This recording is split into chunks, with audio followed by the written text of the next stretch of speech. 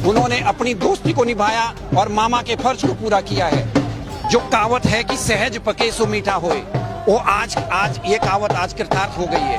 मेरे को बड़े दुर्भाग्य के साथ कहना पड़ रहा है शर्मा जी कि विधानसभा के इलेक्शन में जो रिजल्ट्स यहाँ हमारे क्षेत्र से आने चाहिए थे वो रिजल्ट नहीं आए। इसके लिए हमें हमेशा खेद रहेगा। ये बता रहे थे कि एसटी होने से कोई फायदा नहीं होने वाला है। आज उनको इसका एहसास हो गया होगा जब उनके ही पार्टी के नेताओं ने खड़े होकर कहा कि इतना बजट यहाँ पे आता है, इस प्रकार से इसके बेनिफिट होते हैं।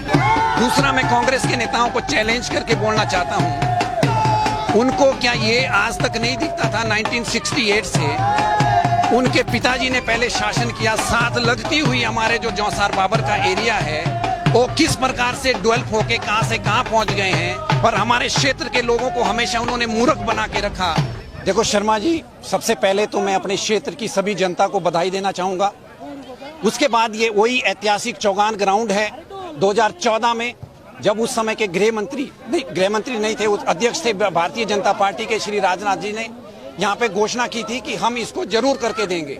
और 2014 के बाद आज का ये जो दिन है, ये 26 जुलाई का आज दिन इसी चौगान में गवाह बना है इस चीज का कि हमारे जो बीजेपी के जितने भी नेता रहे हैं उन्होंने जो कहा है उसको करके दिखाया है। मैं सबसे पहले आभार प्रकट करना चाहूंगा अपने माननीय प्रधानमंत्री जी नरेंद्र मोदी जी का, माननीय गृह मंत्री श्री अमित शाह जी का, और सबसे बड़ी बात मैं बताना चाहूंगा यहाँ पे जो हमारे उस समय के अपने मुख्यमंत्री थे जयराम ठाकुर जी, उन्होंने जिस प्रकार से हमारे सिरमौर वालों को, हमारे सिरमौर ट्रांसगिरी के एरिया के लोगों के साथ जो जिस प्रकार का नाता निभाया है, उसके लिए मैं उनको तहे दिल से धन्यवाद करना चाहूंगा और साधुवाद देना चाहूंगा।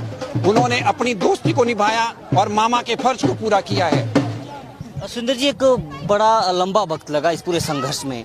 साल 1967 में जिस तरीके से जौनसार बाबर को दर्जा मिला था, लगातार मांग उठ रही थी, किस तरीके का संघर्ष करना पड़ा केंद्रीय हाटिया समिति को, क्षेत्र के लोगों को? शर्मा जी देखिए, हमारे लोग हमेशा बड़े शांति प्रिय लोग रहे हैं। हमें संघर्ष जरूर करना पड़ा, लेकिन हमारे को पूर्ण विश्वास था कि हम जो कहावत है कि सहज पके सो मीठा होए, वो आज ये कहावत आज कृतार्थ हो गई है। हमारे लोगों ने संघर्ष नहीं छोड़ा, अपने जितने भी प्रयास थे वो लगे रहे नीचे से लेकर ऊपर तक, पर हमने कभी भी अहिंसा का रास्ता अडॉप्ट नहीं किया था। हमने कभी भी हिंसा वाला रास्ता नहीं अडॉप्ट किया था। उसी का आज ये प्रतिफल हमारे को, जो हमारी सेंटर में सरकार है बीजेपी की, उन्होंने इसका प्रतिफल हमारे को दिया है। सुंदर जी, जब से एक मुहिम चली गिरिपार इलाके में, खुमड़ियों का दौर शुरू हुआ, कहीं ना कहीं लगा था उसके बाद कि अब आंदोलन ही आगे बढ़ेगा। हालांकि शांतिपूर्वक तरीके से, एक बहुत बड़ी बात यही रही इस पूरी मुहिम में कि किसी भी तरीके की कोई यहाँ पर हिंसा नहीं हुई है, शांतिपूर्वक तरीके से मामला आगे बढ़ा। शर्मा जी, आप जानते हैं कि भाई किसी भी चीज के लिए थोड़ा बहुत आपको प्रयास करना जरूरी होता है। हमारा मूवमेंट ये नहीं था कि हम हिंसा पे उतर आए, लेकिन हम सरकार को इतना जताना जरूर चाहते थे कि अब हम लोग थोड़े जागरूक हो चुके हैं। हमारे जो अधिकार है, हम अपने अधिकारों का प्रयोग उसके हिसाब से ही करेंगे। उसी सरकार के लिए हम अपने वोटों का अधिकार देंगे जो हमारे इस काम को पूरा करेंगे। इसी प्रकार से वो खुमरियों का होना बहुत जरूरी था। ये जताना बहुत जरूरी है कि भाई हमारे जो वोट है, उस वोट का इतना आप, जब तक आप इसका उद्धार नहीं करोगे तब तक हम आपके साथ होने देंगे। क्या आप मानते हैं कि इससे पूर्व जो सरकार रही, जयराम सरकार, उनका बहुत बड़ा योगदान इस विषय में रहा है? क्योंकि हमने देखा कि विधानसभा चुनाव में मुख्य मुद्दा भी रहा। हालांकि बीजेपी को बेशक फायदा इस चीज का नहीं मिला, पर कहीं ना कहीं मुहिम आगे जरूर बढ़ी।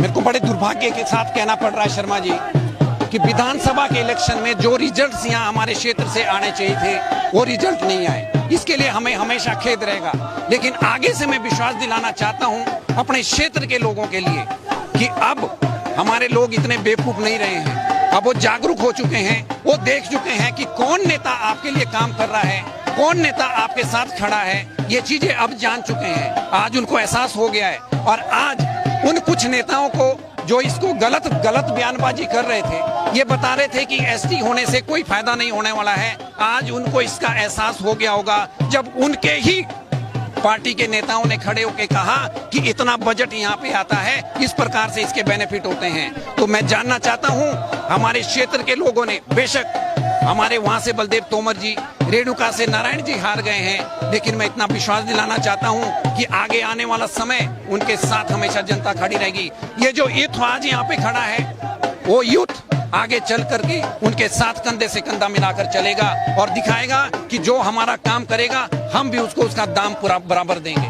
सुरेंद्र जी, क्योंकि अब एक भाजपा के आप पदाधिकारी भी है, एक चीज आपसे हम स्पष्ट तौर पर जानना चाहेंगे, जब बातचीत इस बारे में कांग्रेस के लोगों से खासकर होती है तो उनका कहना ये कि भाजपा क्रेडिट लेना चाहती है और इसमें हमारा भी योगदान है, तो क्या आपको लगता है कि कहीं ना कहीं इस मुहिम में उन्होंने भी साथ दिया है? शर्मा जी, प्रत्यक्ष को प्रमाण की आवश्यकता नहीं होती है। अगर आप पदाधिकारी की बात कर रहे हैं तो मैं सबसे पहले अपने शीर्ष नेतृत्व का धन्यवाद करना चाहूंगा कि उन्होंने मेरे को इस प्रकार से इतना तेज पद दिया। दूसरा, मैं कांग्रेस के नेताओं को चैलेंज करके बोलना चाहता हूं, उनको क्या ये आज तक नहीं दिखता था 1968 से उनके पिताजी ने पहले शासन किया, साथ लगती हुई हमारे जो जौसार बाबर का एरिया है वो किस प्रकार से डेवलप होके कहां से कहां पहुंच गए हैं, और हमारे क्षेत्र के लोगों को हमेशा उन्होंने मूर्ख बना के रखा, बेवकूफ बना के रखा। लेकिन आज अब ये पढ़ी लिखी जनता हो चुकी है, ये लोग बेवकूफ बनने वाले नहीं है।